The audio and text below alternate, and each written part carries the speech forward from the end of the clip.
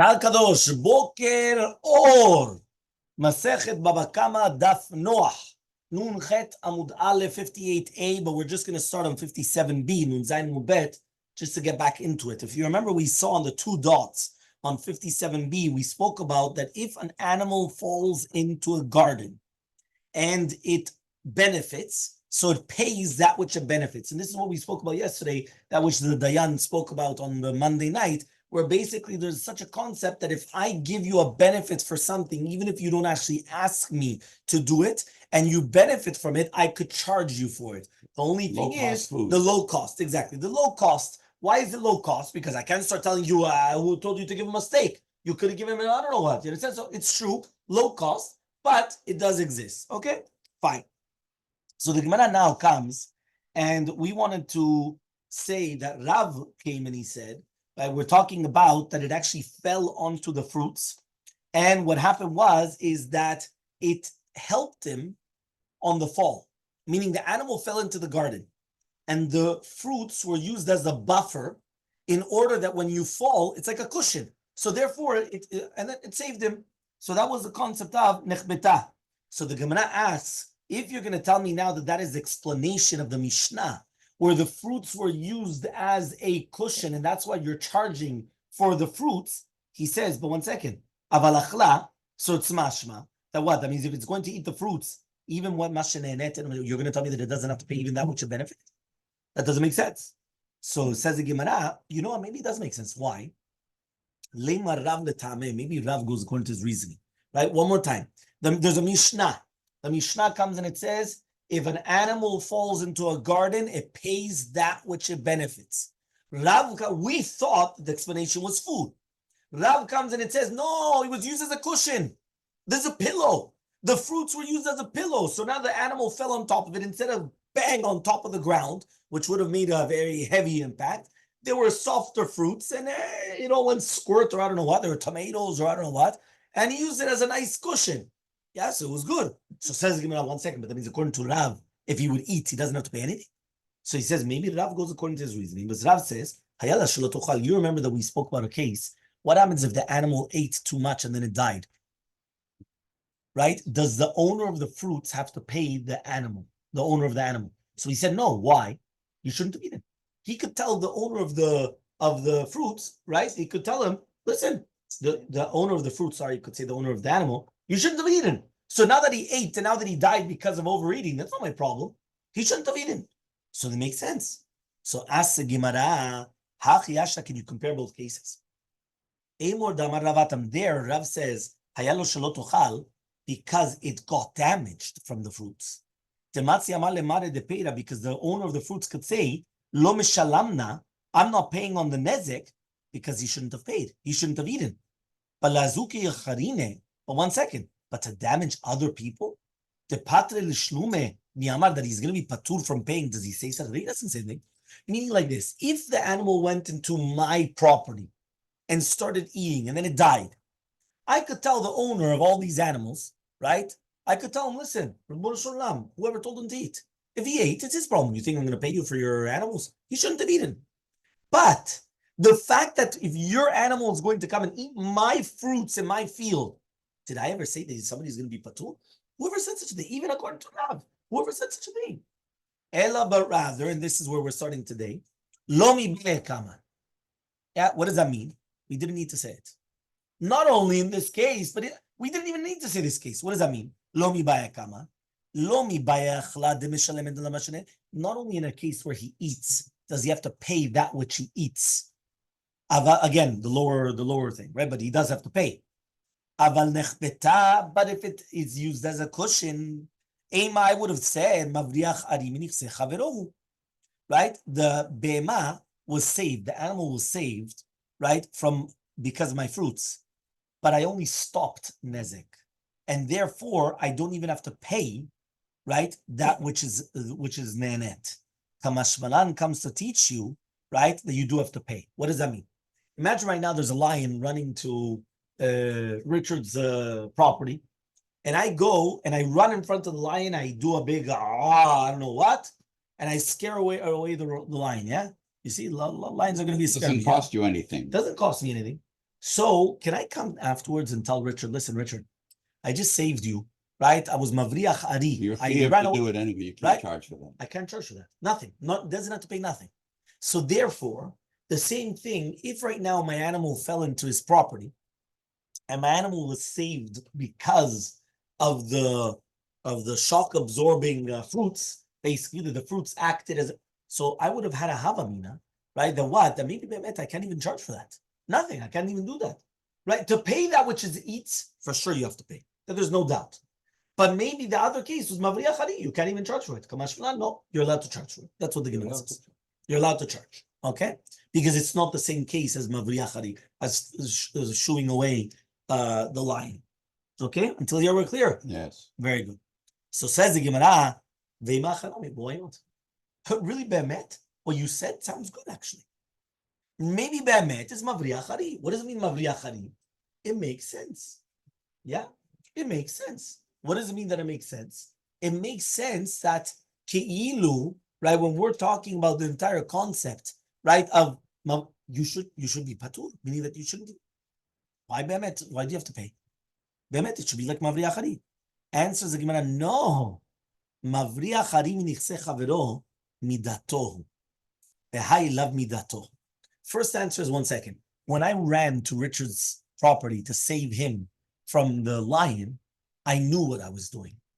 So since I knew what I was doing and I did it willingly, so therefore I cannot charge for it. But when this guy's animal falls into my property and my fruits was used as a buffer, I can't call that Mavriach Hari, that basically that I'm going to be, that the guy's going to be patur to pay me. Why? I didn't know anything about it. So it's not willingly. So since it's not willingly, it's not the same case of Mavriach Hari, and therefore he should be obligated to pay. You can't just say, listen, you knew what you were doing. And no, I'm sorry. Right? I had no idea. First answer. Okay? Until here, clear. Second answer. Right? Inami. Mavriach Hari miniseh chavero lepseida. When you went and you ran away, you how did you say? You scared away. Right? You scared away this lion. Right? It didn't cost you anything. You didn't lose a penny. And therefore, that's why you can't charge. Meaning, you saved the guy from damage and you saved the guy from loss, but it doesn't matter. But you didn't lose anything, right? But in this case, you lost fruits.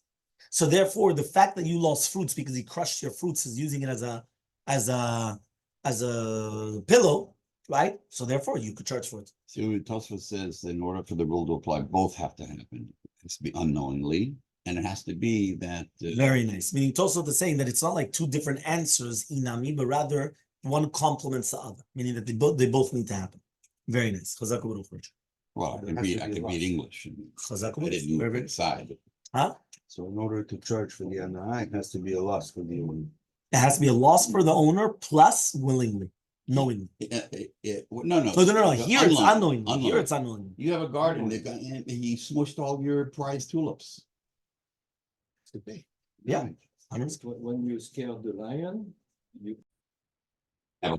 So says the Gemara, Hechi nafal. Yeah, he comes and he says like this. How did it fall? Rav Kahana comes and he says, it slipped on its own urine. Rava comes and he says, the friend pushed it. Right? So it all depends. So according to the man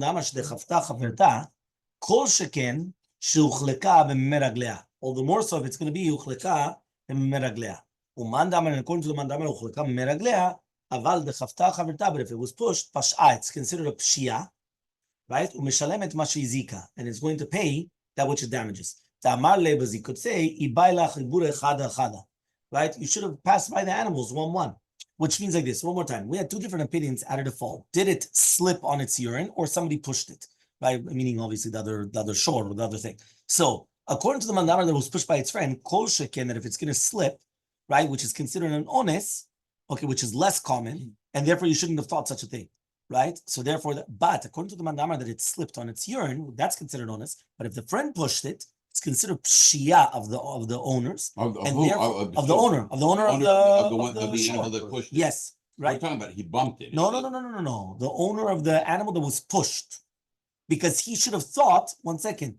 there's another animal coming. It's like the dogs. When the dogs are coming together, you have to be careful. The other dog is not going to start attacking or biting or things like that because you already know what's going on. It's the same owner of both animals. Yeah, so he says, and therefore he's going to pay that which damages. You should have passed your animals one by one. Right? But Rabbi doesn't hold that. Yeah, okay, because you should have passed it one by one. What are you doing that everything together? Fine. Next. Amar Rav Kahana. Says Rav Kahana. Okay. Lo shanu. Chachamim come and they say, what are we dealing with? Ela beota aruga. We're talking about, right, that it's in the same furrow. Aval me'aruga la'aruga, meshalemet ma sheizika. So basically, what are we dealing with? He comes and he says this. He says, we're dealing with that it was within the same furrow. But if it was going to be from one furrow to another, he gets up and starts eating. And he starts eating something else, then it's not anymore meshalemet inevitable from the fall. Then it becomes meshalemet ma sheizika, that which it damages. So now it's much different now. Right? Because before we said it only has to pay that which it benefit. Now we're saying it has to pay even that which it damages. Okay? Rabbi Yochanan comes and he says, Afilu me'aruga la'aruga, even from one furrow to another furrow, va'afilu kol hayom kulo, and even the entire day, ad shetetze letachzor, until it goes out and it's going to come back, leda'at, until it goes out and comes back, meaning ledat, meaning knowingly. It has to be that he did something, meaning that even from one aruga to an aruga, the entire day, it's still mashenenet. But if it leaves and comes back, then it's masheizika. Okay, so there's going to be a difference, meaning as long as he fell in and he had the past to be in there, as if to say, so therefore it's always the same. He could continue the entire day, and he's only going to pay that which it benefits. But if he goes out and then comes back inside, so then it's a completely different world. Then he's going to pay bemet, that which it damages, not that which he just benefits. Okay, make sense? Fine. Amar of Papa says, Lo teima, don't say ad shetetze, right, that it's going to go out from the gina ledat, vitachzor ledat, ela kevan sheyatzta ledat, but rather since it came out, right, ledat, abalim, af al pi shechazra shelo ledat, even though it didn't come back, right, af al pi shechazra, without knowing it, it's still going to be the same halacha. Why? Meaning, you're still going to be chayav l'shalem mashizik. My tama, what's the reasoning? The Elmaleh, because he could tell him, kevan di alfa, right? Since it learned what I have in my garden, kol imat timishtamta lehatamrata. It's always going to run there, which means he could always say, you know what? He already went into my goods. He saw my goods. He knows what it is. So therefore, he's always going to try to go back. So therefore, the Baalim have to watch it even more. Meaning like this: you gave him the candy. Since you gave this ox the candy because he went into my field, the first time he went in, it was an accident. He fell. But the second that he fell inside, he started eating and he liked the goods. So now every single time that he comes by, you have to watch it more. Who's you? The owner of the animal. Right? Well, has to watch it more. Why? Because if not, he's going to try to run into it. So therefore, from then on, you have to pay mashizik, no mashenenet. Because since you already know that he likes my goods and he's always going to try to get in there, so now you have to watch it more, and therefore you're going to be chayav mashizik. Okay? Which makes sense. Okay? Capish? Is it a different price, mashizik? The two dots now says, Yarda kedarka vizika meshalemet ma sheizika. Right now, what happens right now if the animal goes down to the gina, and it goes down in the normal path, and then it damages? So it's going to pay that which it damages. Okay? Fine. By Rabbi Yomi. Rabbi Yomi comes now and he asks the following question. Yarda kedarka vizika, right? Be mei leida mau. So one more time. If it goes down like the normal way now and it damages, obviously it has to pay that which it damages. It wasn't the case that it fell and now it only pays that which it benefits. No. It goes down normally. You have to pay. So the Gemara asks, what if it goes down to the gina, but it damaged with mei leida, which means, right, that it actually gave birth in the gina, right? It found your field. Your field was the most apt, right? Was the most fitting, right, for leida. So it gave birth in your field. Well, it's going to give birth in the middle of the path. It like wants to give birth with all the fruits and vegetables in it. It's nice. So says the Gemara, Aliba demand according to the mandamar tchilato b'shia v'sofer be'ones chayav. So lo tibaylecha. According to the mandamar that says if you started off with pshia and then it finished off with an honest, you should be chayav. So obviously it's not a question, you should be chayav also in this case. Why? Because at the beginning you were pshiav as it went down normally, and then afterwards it was honest and the fact that it gave birth there. But what is the question? According to the Mandamar that he says, right? Tchilato b'pshiav v'sofo b'ones is going to be patur. My, what's halacha? Mi amninan, do we say kivan tchilato b'pshiav v'sofo b'ones patur? Or dinar maybe hacha kula b'pshiav, or maybe the entire thing is pshia. So the kevan de kachazi de kariva la lemela, because since the bala bema sees, right, that it's krova leledet, that it's normal to give birth, ibaela lenatura. So then what happens is that it should you have to watch it over, right? And then to watch it, to be very, very careful. You have to we don't have an answer. Meaning, at the end of the day, we don't have an answer of this. That do we say that it is considered honest at the end or not, or do we say that it should be pshia or not? Why? Because at the end of the day, you should have seen. Listen, he's about to give birth. She's about to give birth, so therefore, watch over it more. But we don't have an answer. Okay, 58b on the two dots. Okay, how does it pay that which it damages? So that's what the Mishnah said. The Gemara asks, how do we know this Mekor? Right, that basically we're talking about the entire concept of how do you evaluate damage. So we went and we said that you are going to look at it within like the furrow, right, meaning the row within the entire field and not separately. And how do we know this? Amar Matra says, the pasuk says,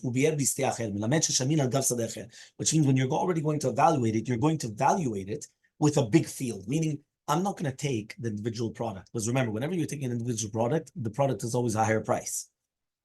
But if it's within a field... The way I heard it explained to me is that if you have a house, say it's worth $1 million, somebody breaks a window, and if you call a window company, it's going to cost you $200 to break the window. But if you're selling the house and you say you're selling for $1 million, then but I have one little broken window, they're not going to take off the money. Exactly. It's going to be much cheaper, meaning the damage is much less, right? But that's just the way that it is. Okay, so he comes and he says now like this. So he comes and he says, he says, 1 second. I needed this word of this pasuk to come to teach you that it's coming to exclude Reshut Rabim. Because if you remember, when he damages in Reshut Rabim and it's Shen, right, and Shen V'regel, it's patur. So therefore, when it says Bi'er B'istei Acher, I cannot use it, right? If I'm already using it to the Puke Reshut Rabim, I cannot use it that it's all of a sudden going to come and teach me that it's you have to evaluate it according with another field. So says the Gemara, so Lichtov Rachmana, the pasuk could have said Ubi'er B'istei Chavero Inami Sedeh Acher, my B'istei Acher Sheshamin Al Gav Sadeh Acher. Meaning the fact that the Torah uses another terminology which was excessive, right? Which means that you could have said just B'istei Chavero, which is his friends, which is that Puke Reshut Rabim, but it didn't say that. It just said Ubi'er B'istei Acher. So therefore, it's coming to teach you that you're going to evaluate it with another field as well. So it says the Gemara, so why don't you say the entire thing? So if you're going to tell me then that it's only coming to exclude this, how do I know then that it has to mean that it's not in Reshut Rabim? So it says the Gemara, so should have said by Tashumin, why does he say Ubi'er? So he says, Shema Mina Tarte, come teach you two different things. Come teach you that first of all, it has to be in the Steh Chavero, in your friend's field, and not in Reshut Rabim. And also that you're going to evaluate it with another field. So you're learning two things. So says the Gemara, Hechi Shamina, how do we evaluate it exactly? So Amar Rabbi Yossi Bar Chanina says of Yossi Bar Chanina, Se'ah b'shishim se'im, meaning I'm going to look at it as if it's going to be one se'ah in a property of 60, right? Se'ah. Rabbi Yanai says tirkav b'shishim tarkav, right? Tirkabim. It's going to be a half of a bet se'ah in 30 bet se'ah. So basically, it's going to be a smaller amount. Okay, obviously it's going to make a big difference. It was like what you said, obviously a big, window in a $1 million home or a $2 million home, right? It could be that you're not going to lose anything. You understand that in Mamash, it's, nothing. Chizkiya says, kelach b'shishim klachim. We're not talking about Mamash a field, but rather we're talking about like a kelach, which is basically like, how do you say kelach in English? Like, for example, stalks, right? One stalk and 60 stalks. So Meitvei, so they're going to ask the following question. Achlak kavu kabayim, if he ate one cover two kabim, and only we're not going to say Mishalem the man, you're going to pay the money. Right? Ela but rather ro'in Ota kilu aruga ktana, we look at it as if it's a small furrow, okay? Umesha'arim, right? And we're going to evaluate. My lover, we're not talking about bifnei atzma, that it's by itself. So I'm going to know, again, with 60. Meaning we're not going to evaluate it on its own, because that's what we would have thought. But rather, it's within 60. So Tanu Rabbanan, we learned it now in a Braita. En shamin kav mipnei shemashbicho. We're not going to evaluate a kav, but rather because it's mashbiach et a kav. It's making it better. Velo bet kur mipnei shepogmo. And not a bet kur, because it's going to be pogem. So my kamar, what exactly are we dealing with now? Amar of Papa says, Hachi kamar, this is what it means to say. En shamin kav b'shishim kabim. We're not going to evaluate a kav with 60 kavs, because it's going to be mashbiach mazik. Velo kuru shishim kurim shepogem mazik. It's going to be pogem the mazik. So matkif la Ravuna bar Manoach, as Ravuna bar Manoach, hay velo bet kur. What does it mean now, velo bet kur? Velo kur mi baile. It should have just said not kur. Elam Ravuna bar Manoach mishme de Rav Acha bere de Ravika. Rather, Ravuna bar Manoach says the name of Rav Acha, Rav bere de Ravika. Hachi ktani, this is what it means to say. En shamin kam bifnei atzmo, mipnei shemashbiach nizak. We're not going to evaluate a kav on its own because it's going to appreciate for the nizak. Velo kav bet kur mipnei shepogem nizak. And not a kav in the kur because it's going to be pogem the nizak. Ella b'shishim, but rather with 60. Okay, that means that's what you have to actually add it in. That we're talking about 1 and 60. Okay, fine. We're now going to say a story. So enjoy the story. How gavra the katz kashba mechavre. It was a guy, right, that he cut the palm tree of his friend. And the mazik came in front of the Resh Galuta. And he says, right, I saw the dekel, right, utlata talata bekina avukaime. And it was one of 3 dekalim, right, that was in one place. Avushavu, and it was worth 100 zuz. So Zila have all 3 they were worth 100. Which one? All 3 trees were worth 100. Yes, all 3, right, all together, right? So he says, Zila have latinu tlata vitita. So he says, okay, give him 33 and a third. Makes sense? Give him a third. Amar, so Mazik says, he says, why do I have to judge with judgments of the Persians? It doesn't make sense. It's not in Torah. So Ata lakamid Rav Nachman. He came in front of Rav Nachman. What happened? Amar le b'shishim. Meaning, if you're going to evaluate it in one of 3, you have to pay a third. Got to be much less. But have to be much less. So therefore, he went to the Din Torah, he went to Rav Nachman. Yeah. And Rav Nachman, which was a Dayan, he comes and he tells him, in 60. Let's look at 60 of them, and now let's evaluate. So how much would it be? Less than 33? Of course, it's going to be much less than 33 and a third. 33 and a third is 1/3 of the entire value. Here, of the 3 trees. Now imagine I'm going to add another 57 trees. It's going to be much less than that. You understood? So Amale Rava. Rabbi don't like it. Okay. So says Rava. Amale Rava. Imam Ruben iske mamono. Yom Ruben iske gufo. Says 1 second. If you're going to tell me this thing of 1 and 60, are they going to say the exact same thing in iske gufo? When a person actually damages himself? Oh, the guy did it with his own hands, and you're benefiting. Very good. Which means like this. Exactly. Your animal does something, that's one thing. Here is he himself doing it. What? You yourself, you can't compare both together. So Abaye comes and he asks Rabbi 1 second. What do you hold then? Tanya, as we learned in a Braita, Amavkir karmo shel chavero semadar. Somebody that comes and he's going to destroy the kerem, the vineyard of his friend, right? When his fruits are still semadar. Semadar is when they're still not ripe. Right? They're very semadar is like the budding. Budding, right? Meaning it's at the beginning of its growth. We check how much is it going to be before the damage. How much is it after the damage? There we didn't learn anything about shishim, right? So therefore, the Braita is not telling you that you're going to come and you're going to start looking in shishim or not shishim. So therefore, atu gabememto nami lo min lotanya kaigana. What we didn't learn the exact same thing to do with the animal. The Tanya katmanetia. If right now an animal came and it took down a small tree, Rabbi Yosef says, because they used to say netia bat shnata shte kesef. If it was only going to be 1 year old, so then he's obligated to pay 2 kesef, 2 malt kesef. And if it's going to be a 2-year-old tree, it's going to be 4. Achla chaziz. What happens if it eats the chaziz? Chaziz is the top part of the chaff of the food when it starts growing, meaning the grains start growing and the top part, that's what the animals usually eat. So Rabbi Yosef Grele says, Nidonam b'mishuyar shebo. We're going to come and we're going to judge the hezek according to what is left over behind. Chachamim say, no, now. So says the Gemara, a third case, right? Nuntet amud aleph on the top.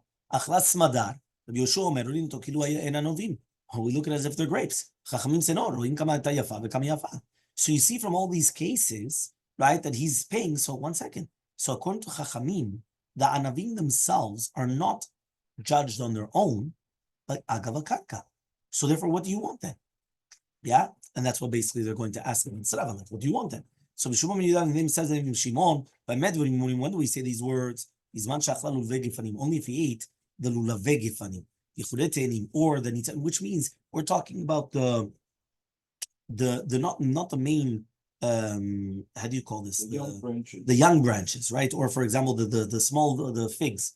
But if you actually eat the pagim, which is basically the ones which are only halfway done, right? Or boser, which is actually right also, which means the first pagim is the figs, and the boser is the anavim, which are going to be the halfway done, half ripened.